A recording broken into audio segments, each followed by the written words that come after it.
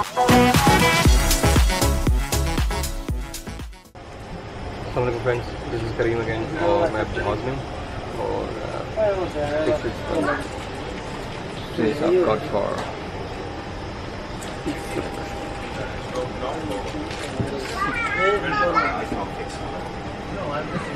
let's put it in the water. Don't forget it. Don't go that far. Okay. ठीक ठाक। अच्छा अच्छा, thank you very much जी। Turkey जा रहा हूँ और खैरियत से और खैरियत और खैरियत से। सो अभी मैं इस बिजनेस लॉन्च में हूँ और टर्की जा रहा हूँ और साथ ये भाई मिले हैं। मुझे कहते हैं कि वीडियोस देखते रहते हैं। क्या नाम है आपका भाई? कामरान। ये कामरान भाई मिले मुझे यहाँ पे।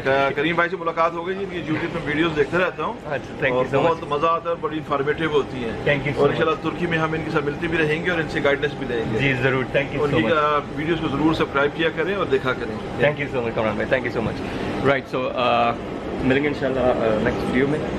टर्की पहुँच के मेरा स्टे है सऊदीया में और then again get you in Turkey. तो बाकी दोनों में दरख्वास्त है again, that's how it is. और अपडेट्स देते लग जाते हैं। Right, thank you so much.